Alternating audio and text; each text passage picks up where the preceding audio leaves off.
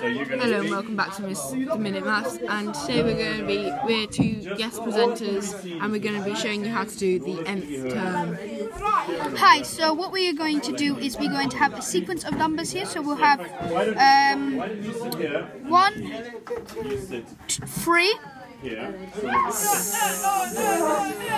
5 and 7. So here we are.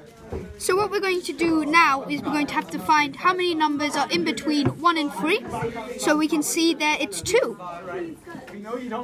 So all of these are plus 2.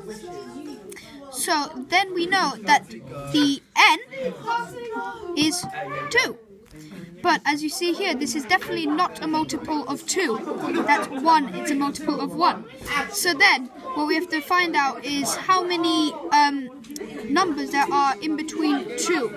And you can see there are minus 1 number in between them. So then, we put minus 1, because there's 1 less number in between those. Alright, thank you for watching.